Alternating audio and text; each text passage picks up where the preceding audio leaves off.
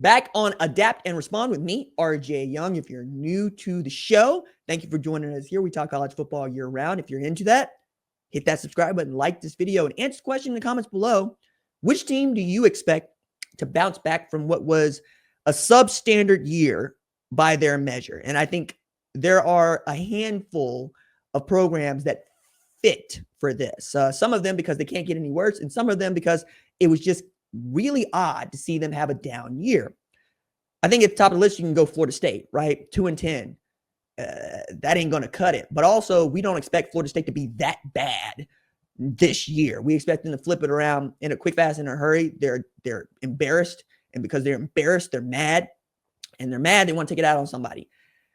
They get to play one of these teams that I'm going to talk about a little bit later that I think has got a little bit more to worry about than Florida State. Mike Norvell turns over the staff, right? New offensive coordinator, new defensive coordinator, tagged his mentor, Gus Malzahn, to run the offense, brought in a guy in Tommy Castellanos who's going to talk his noise.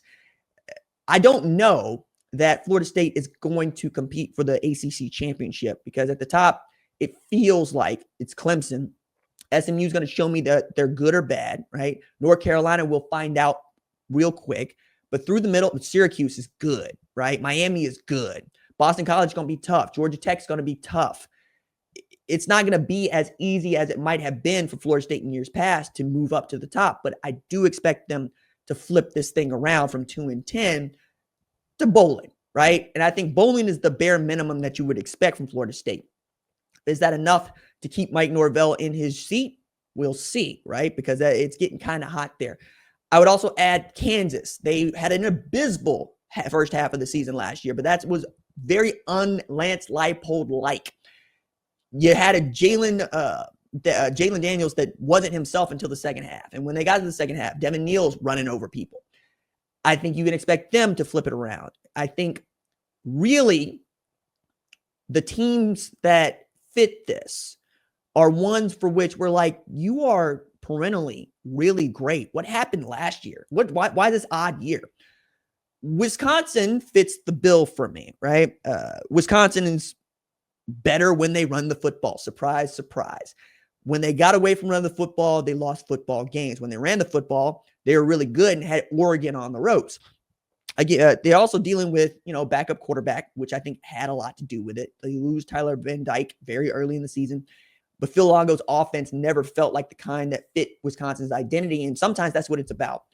Are you playing to the program's identity? Georgia runs the ball and plays defense. Wisconsin runs the ball and plays defense. When you try to be somebody you haven't been, it's affecting, right? And I think that's affecting at all levels. It's not just the players on the field, the playbook, coordinators. It's secretary, it's the janitor, it's the students who have this idea in their head. And they're also doing their jobs a little bit differently because they got this idea in their head. I think it's emotional intelligence is what we're feeling when we watch Wisconsin play, when they watch Wisconsin play, right down to jump around, right? How's Payne? Y'all should have let that happen, dog. Like that, I hate that too. But since 2022, basically since the Oklahoma State game, Wisconsin's 12-0 when they run the ball for 150 yards or more. They are 13-1 when they just hand the ball off 35 times more or a game. Feels very cut and dry. It's because it is. So when the offense last year rushed for its fewest yards in the 20th century, 1,844, that's a sign of why you're bad. Like that's the fewest yards that Wisconsin had rushed for in a single season since 1995. And every year that they got a tailback, they got a guy from Melvin Gordon all the way back to Ron Dane, Monty Ball. They've been James White. They've been really, really difficult to beat. And I think in his heart, that's who Luke Fickell wants to be.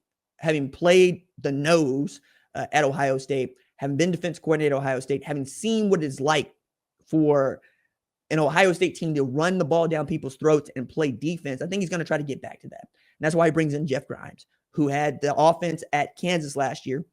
Devin Neal had 1,000-yard rushing season. You're going to identify your tailback. You're going to feed him the rock. You're going to make it happen. I think making it worse is, you're averaging just 20.8 points per game in 2024. And we're talking about the fewest points that a Wisconsin team has scored since 2004. But that year was also a magical year for them. They won at Ohio State, a ranked Ohio State, and a number 5 Purdue. That's how long ago that was. But that was that. I mean, had this been 2024, they'd be 9-0, right? But that's not just 2004, it'd be 9-0. But that's not what it is, right? We're expecting them to get back to being who they are. The team that I think we should be talking more about in this instance is actually Utah, because Kyle Whittingham suffered his first losing season since 2013 at a program that has been a perennial winner. Now, going 5-7 is one thing, but they also had quarterback problems. Cam Rising was never healthy, and Isaac Wilson never really figured it out. So what do?